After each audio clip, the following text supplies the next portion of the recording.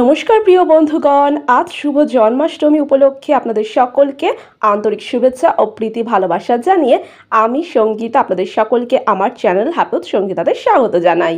আশা রাখি আপনারা সকলে ভালো আছেন, আমরাও বেশ ভালো আছি। আজ হলো 26শে আগস্ট সোমবার, আর ইতিপূর্বেই কিন্তু সকাল সকাল একেবারে আমি জন্মাষ্টমীর পুজোর প্রস্তুতি পর্বগুলি শুরু করে দিয়েছি। আজ সকাল সকাল ঘুম থেকে উঠে সংসারের যাবতীয় কাজকর্মগুলি গুটিয়ে নিয়ে স্নানাদি সেরে নিয়ে শুদ্ধ বস্ত্র পরিধান করে আমি চলে এসেছি। ঠাকুরের সমস্ত বাসনপত্রগুলি এক এক করে মেজে ধুয়ে পরিষ্কার করে নেব। আর আগামীকাল জন্মাষ্টমী উপলক্ষে যে ফল পাকড়গুলো বাজার থেকে কেনাকাটা করে নিয়ে এসেছিলাম সেগুলো খানিকটা ধুয়ে রাখবো। আর ওদিকে কিন্তু রেহান বাবা জীবন আজকে সকাল সকাল ঘুম থেকে উঠে স্নানাদি সেরে নিয়ে কোচিংয়ে পড়তে চলে গিয়েছিল। কোচিং থেকে পড়ে ফেরার পথে ও কিন্তু জন্মাষ্টমীর পূজা উপলক্ষে কাঁচা দুধ, টক দই, তুলসী পাতা, বেলপাতা, ফুল, ফলাদি এবং মিষ্টান্নগুলি নিয়ে এসেছে। দুধটুকু জাল দেওয়ার আগে খানিকটা কাঁচা দুধ আমি দুটি কন্টেনারের মধ্যে ঢেলে রাখছি। তার কারণটি হলো এবছর জন্মাষ্টমী কিন্তু সোমবারের দিনটিতে পড়েছে। আর আপনারা যারা আমার প্রতিনিয়ত ব্লগগুলি দেখে থাকেন তারা তো জানেন আমি প্রতি সোমবার নির্জল উপবাস করে শিব ঠাকুরের পুজো দিয়ে থাকি এবং শিবলিঙ্গে পঞ্চামৃত দ্বারা অভিষেক করে থাকি। সেই কারণবশত খানিকটা কাঁচা দুধ পঞ্চামৃত তৈরি করার জন্য রাখলাম একটি কন্টেনারে। আর মা মনসা দেবীকে দুধকলা দিয়ে পুজো দেবো বলে অন্য কন্টেনারটির মধ্যে আমি খানিকটা কাঁচা দুধ ঢেলে রাখলাম। আপনাদেরকে আমার গতকালের ব্লগের মাধ্যমে বলেছিলাম না, নষ্ট হয়ে যাওয়ার ভয়েতে কাঁচা দুধ, টক দই, মিষ্টি, পূজার ফুলগুলি আনা হয়নি। তো জন্মাষ্টমীর পূজার সকালবেলা রেহানকে দিয়ে আনিয়ে নেবো। সেই অনুযায়ী জন্মাষ্টমীর পূজার সকালবেলা রেহানকে দিয়ে সবটুকুই আনিয়ে নিয়েছি। তবে রেহান না নেশপাতি আর পায়নি, শশা পেয়েছে নিয়ে এসেছে। তবে কি না এদিকে কিন্তু আমার জন্মাষ্টমীর পূজার জন্য 5 রকমের ফলের আয়োজন হয়ে গিয়েছে। ওই তো আপেল রয়েছে, কলা রয়েছে, আর মৌসম্বি লেবু রয়েছে, বেদানা বা ডালিম রয়েছে, আর শশা রয়েছে। এই মিলিয়ে 5 রকমের ফল হয়ে গিয়েছে। আর এদিকে কিন্তু আমি ধীরে ধীরে জন্মাষ্টমী পূজার সমস্ত আয়োজনগুলি সেরে নিচ্ছি। গ্যাস স্টোভের এক ধারে দুধটা জাল দিতে বসিয়ে দিয়েছি আর আরেক ধারে তালটা ছাড়িয়ে নিচ্ছি। এবার জন্মাষ্টমী উপলক্ষে তালটা কিন্তু আমি খাসা পেয়েছি, যেমন রসালো ঠিক তেমনি আঠালোও বটে। আর এই তালটি ছাড়ানোর সময় আমার কিন্তু কোনো অসুবিধা হয়নি বা এক্সট্রা কোনো জলও অ্যাড করতে হয়নি। বেশ সুন্দরভাবে তালের পাল্পটা কিন্তু বেরিয়ে এসেছে তাল থেকে। জন্মাষ্টমীর পূজা উপলক্ষে নাড়ুগোপালের প্রিয় ভোগগুলি তো নাড়ুগোপালকে নিবেদন করতেই হবে, যেমন তালের বড়া, তালের লুচি, তালের মালপোয়া, মোহনভোগ, ক্ষীর, ননি, মাখন, মিছরি। অনেকে 56 ভোগ নিবেদন করে থাকেন। জানি না কতটুকু করে উঠতে পারবো। ঈশ্বর যদি কৃপা করেন তাহলে নিশ্চয়ই আমি আমার অন্তরের ভক্তি, শ্রদ্ধা, ভালোবাসা সবটুকু উজাড় করে ঈশ্বরের প্রতি নিবেদন করব। ইহ জগতে এসেছি কর্ম করতে, কর্ম বিনা জীবন অসম্পূর্ণ। তাই জীবনে কর্ম করে যেতেই হবে। জীবনে কর্মই হলো মূল লক্ষ্য, কর্মই হলো সমস্ত কিছু। ফলের আশা কিঞ্চিত মাত্র করতে নাই। কর্মের মাধ্যমে জীবনকে এগিয়ে নিয়ে যেতে হয়। কর্মই হলো মুক্তির পথ। ইহ জগৎ থেকে মুক্তি পেতে হলে কর্ম যে করে যেতেই হবে। সে আমাকে মারুক, গালমন্দ করুক, আমি আমার কর্ম করে যাব। কর্ম ছাড়া ইহ জগৎ থেকে যে উদ্ধার নাই। ইহ জগৎ থেকে মুক্তি বা উদ্ধার পেতে হলে কর্ম যে তোমাকে করে যেতেই হবে। কর্মই হলো জীবনের সারাংশ। কর্মই হলো তোমার লক্ষ্য, কর্মই হলো তোমার সাধনা, কর্মই হলো তোমার ধ্যান জ্ঞান, সমস্তটুকুই হলো তোমার কর্ম। জীবনে কর্ম ছাড়া তুমি যে অসম্পূর্ণ, তাই তোমাকে কর্ম করে যেতে হবে। ফলের আশা কিন্তু কিঞ্চিত মাত্র কখনো করো না, কারণ যারা ফলের আশা করে তারা কিন্তু কর্ম করতে পারে না। আর কর্ম করতে গেলে ফলের আশা কিঞ্চিত মাত্র করতে নাই, ফলের আশা ত্যাগ করতে হয়। তাই জীবনের ধ্যান জ্ঞান সমস্তটুকুই তুমি কর্মের মাধ্যমে নিযুক্ত করো। কর্মই তোমাকে পথ দেখাবে, সেই পথে তুমি আলো খুঁজে পাবে। নিজ অন্তরে তুমি পরম শান্তি উপলব্ধি করবে, ঈশ্বরের সান্নিধ্য লাভ করবে। ইহার থেকে বঞ্চিত হইও না কখনো, কর্ম করে যাও। কেউ যদি তোমায় মনে দুঃখ দেয়, কেউ যদি বেদনা দেয়, কেউ যদি গালমন্দ করে, ঈশ্বরকে জানাও, ঈশ্বর ঠিক বিচার করবে। তুমি কখনো বিচার করতে যেও না বা কিছু বলতে যেও না, কারণ সমস্তটুকুই তুমি ঈশ্বরের কাছে ছেড়ে দাও। তুমি তোমার কর্ম করে যাও, কারণ কর্মই হলো ইহজগৎ থেকে একমাত্র উদ্ধার আর মুক্তির পথ। তাই ইহজগতে এসেছো যখন, তুমি তোমার কর্ম করে যাও।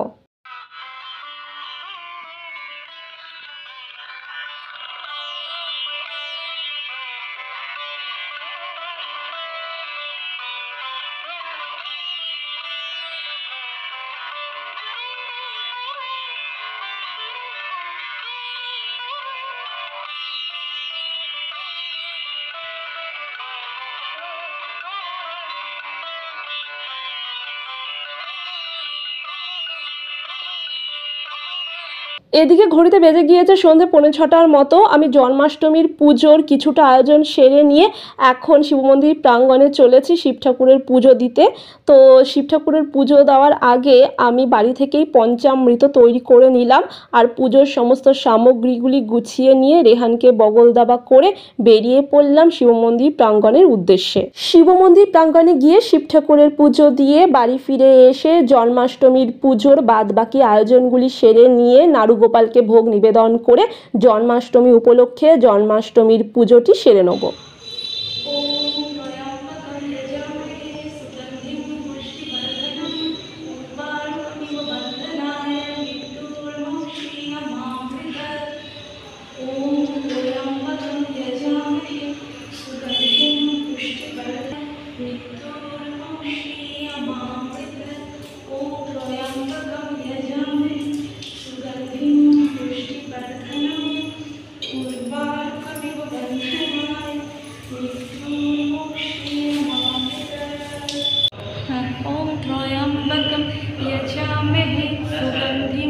पुष्टिवर्धनम् उर्वारुकमिव वन्दनाय मृत्युर्मुक्षीयमामृतात्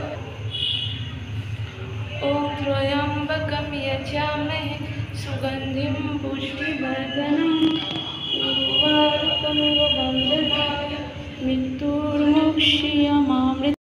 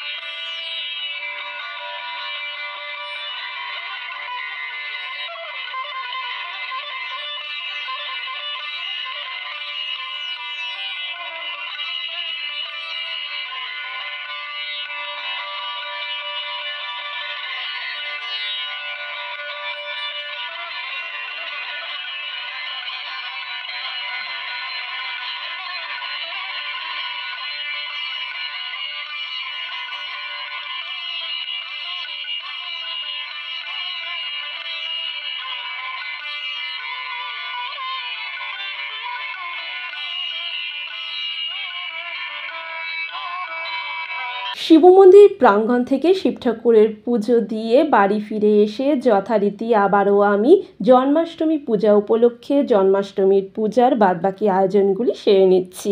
এই তো এক এক করে তালের বড়াগুলি আমি করে নিচ্ছি, আর আপনাদেরকে তো শিব মন্দির প্রাঙ্গণে গিয়ে দেখালাম বন্ধুরা। আশা করি আপনারা দেখেছেন শিবলিঙ্গে আজ জন্মাষ্টমী উপলক্ষে একটি সুন্দর রূপ দেওয়া হয়েছে।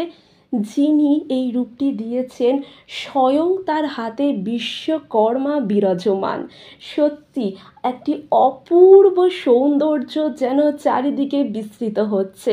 আর জন্মাষ্টমীর এই শুভ লগ্নে আর সোমবারের দিনটিতে শিবলিঙ্গে শ্রীকৃষ্ণের রূপ দান করা হয়েছে, যা দেখে সত্যি জীবন আমার সার্থক হয়েছে। খুব আনন্দ উপলব্ধি করছি। আর বাড়ি ফিরে এসে তো জন্মাষ্টমীর সমস্ত ভোগগুলির আয়োজন শুরু করে দিয়েছি। একদিকে তালের বড়া হচ্ছে কড়াইতে, আর অন্যদিকে আমি আমি তালের লুচি গড়ে নিচ্ছি এক এক করে। আসুন বন্ধুরা, জন্মাষ্টমী উপলক্ষে নাড়ুগোপালের সমস্ত ভোগের আয়োজনগুলি আমরা ধীরে ধীরে সেরে নিই। আজ জন্মাষ্টমী উপলক্ষে আমি কিন্তু ভয়েস ওভারের মাধ্যমেই আপনাদের সাথে কথা বলছি বন্ধুরা, প্লিজ কিছু মনে করবেন না। আপনারা সকলেই জানেন ঈশ্বরের ভোগ রন্ধনের সময় কোনো বাক্যালাপ করতে নেই, মুখে কাপড় বেঁধে তবেই কিন্তু ঈশ্বরের ভোগ রন্ধন করা উচিত। বাট বন্ধুরা, আমি না একটা ছোট্ট গামছা কিনতেই ভুলে গিয়েছি। পূজার সমস্ত সামগ্রীগুলি কেনাকাটা করেছি, কিন্তু গামছাটা কিনতেই ভুলে গিয়েছি। তো আগামী বছর জন্মাষ্টমীতে ভোগ রন্ধনের জন্য একটি গামছা আমি আগে থেকেই কিনে রাখবো। সেই গামছাটি মুখে বেঁধে তবেই আমি ভোগ রন্ধন করব। এবছর তো ভুলেই গিয়েছি। যাই হোক, এদিকে তো এক এক করে আমি তালের লুচিগুলি গড়ে নিচ্ছি। তালের বড়াগুলি গড়া হয়ে গিয়েছে, আর সাদা লুচিও করব। তালের লুচি, সাদা লুচি, সাথে নাড়ু। তো গুড়ের নাড়ু করার ইচ্ছে ছিল, বাট গুড়ের নাড়ুতে অত্যাধিক সময় ব্যয় হতো বলে আমি চিনির নাড়ুটা শর্টকাটে করে নিয়েছি, কারণ সময় আমার হাতে কিঞ্চিত মাত্র নেই। প্রথমেই আমি জন্মাষ্টমী পূজা উপলক্ষে নাড়ুগোপালকে ভোগ নিবেদন করার জন্য মোহন ভোগটা তৈরি করে নিয়েছিলাম। এখন বাদ বাকি পুজোর সমস্ত আয়োজনগুলি সেরে নিয়েছি, আর যে কটা পূজার সামগ্রীগুলি এদিক ওদিক ছড়ানো ছেটানো রয়েছে সেগুলি একত্রিত করে গুছিয়ে নেব, ফ্রেশ হব, নতুন বস্ত্র পরিধান করে নাড়ুগোপালের অভিষেক করব। প্রথমে কিছুটা জলে তুলসী পাতা এবং কিছুটা অঘ্রু ছিটিয়ে নাড়ুগোপালকে স্নান করিয়ে দিচ্ছি। তারপরে পঞ্চামৃত দ্বারা নাড়ুগোপালের অভিষেক করিয়ে তারপর আবারও কিছুটা জলে তুলসী পাতা, চন্দন, অঘ্রু এবং সুগন্ধি ফুল দ্বারা সেই জল দিয়ে নাড়ুগোপালকে ভালো করে স্নান করিয়ে দিচ্ছি। সাথে আমার গুরুদেব রয়েছেন এবং মা লক্ষ্মী, গণপতি বাপ্পাও রয়েছেন। তো রেহান আর আমি দুজনাই মিলে নাড়ুগোপালের অভিষেক করিয়ে নিলাম। তারপর নাড়ুগোপালকে সুন্দরভাবে গাটা মুছিয়ে দেবো, তারপর নতুন বস্ত্র পরিধান করাবো। এই সুন্দর ঘাগরাটি আমি গত বছরের জন্মাষ্টমীতে নাড়ুগোপালের জন্য কিনেছিলাম। আসলে গত বছর জন্মাষ্টমী উপলক্ষে নাড়ুগোপালের জন্য বেশ কয়েকটি নতুন বস্ত্র কেনা হয়েছিল, যার মধ্যে এটি একটি। একদিনও কিন্তু এই বস্ত্রটি আমি নাড়ুগোপালকে পরিয়ে উঠতে পারিনি, একেবারে নতুনের মতন রয়েছে। দেখুন না কি সুন্দরভাবে নিজেরটা নিজেই জোগাড় করে নিলেন নাড়ুগোপাল। আমরা তো নিমিত্ত মাত্র, সমস্তটাই তো ঈশ্বরের লীলা খেলা। ঈশ্বর যে আগে থেকেই নিজেরটা গুছিয়ে নেয়, তাই নয় কি প্রিয় বন্ধুগণ? আমরা তো কর্ম করতে এসেছি কেবলমাত্র। আর এই যে নাড়ুগোপালের মাথার পাগড়িটি, কানের দুলটি দেখতে পাচ্ছেন, এই দুটিও কিন্তু গত বছরের জন্মাষ্টমীর। গত বছর জন্মাষ্টমীতে নাড়ুগোপালকে পরিয়েছিলাম। এবছরও কিন্তু নাড়ুগোপালের জন্য জন্মাষ্টমী উপলক্ষে নতুন কানের কিনেছিলাম, এবং গত বছর দুটি পাগড়ি আমি কিনেছিলাম নাড়ুগোপালের জন্য। একটি ইউজ করেছিলাম আর একটি নতুন একেবারে রেখে দিয়েছিলাম এবছর ইউজ করব বলে। কি জানি কি হলো, বার করেছি কিন্তু সেগুলি, কিন্তু পরাতে পারলাম না। আমার হাতের কাছেই রয়েছে, আপনারা হয়তো ব্লগের মাধ্যমেই দেখতে পাবেন। কি জানি সেই পুরনো পাগড়ি এবং পুরনো কানের দুলটি হয়তো নাড়ুগোপাল বারংবার পরতে চাইছেন আমার হাতে, সেইভাবেই তাকে সাজিয়ে তুললাম। দেখে কিন্তু খুবই সুন্দর লাগছে, তাই নয় কি প্রিয় বন্ধুগণ? আর দেখুন না, আজ যেহেতু সোমবার, আমার মাথায় তো রয়েই গিয়েছে আজ তো সোমবার, আজ তো মহাদেবের পুজো করব। সেই অনুযায়ী আমি নাড়ুগোপালের জন্য জন্মাষ্টমী উপলক্ষে নীলকণ্ঠ ফুলের মালা নিয়ে এসেছি। আর দেখুন, দিব্যি কিন্তু নাড়ুগোপাল সেই নীলকণ্ঠের মালাটি পরিধান করে নিল, এবং দেখে কিন্তু তাকে খুব সুন্দর লাগছে। আর তার চরণে একটি পদ্মফুল নিবেদন করলাম। আহা, পরম তৃপ্তি অনুভব করছি অন্তরে, চোখ দিয়ে বারংবার জল চলে আসছে। আপনাদের সাথে কথা কি বলবো। আর দেখুন, পুষ্পের দ্বারা, সুগন্ধির দ্বারা তাকে সাজিয়ে তুলেছি। স্বয়ং আমার গুরুদেব বসে রয়েছেন মা লক্ষ্মী, গণপতি বাপ্পা। সত্যি মানে কি বলবো আপনাদেরকে, ভাষায় প্রকাশ করতে পারছি না বন্ধুরা। আর এই তো ভোগ নিবেদন করলাম। ঈশ্বর যাহা করেন মঙ্গলের জন্যই করেন, তাই না? আমি আবারও বলছি, আমরা নিমিত্ত মাত্র, আমরা কিচ্ছু নই, সবই ঈশ্বরের লীলা খেলা। ঈশ্বর আমাদেরকে পথ দেখিয়ে দেয় যে এই পথে চলো, কিন্তু আমরা আমরা সেই পথ অনুসরণ করি না। আমরা আমাদের মতো করে অন্য পথ অনুসরণ করি এবং বিপথে চলে যাই। ঈশ্বর কিন্তু ঠিক আমাদেরকে পথ দেখিয়ে নিয়ে আসেন, কিন্তু আমরাই তো আমাদের মনটাকে স্থির রাখতে পারি না। আমরা চঞ্চল, তাই না? আমাদের মনটা স্থির নেই।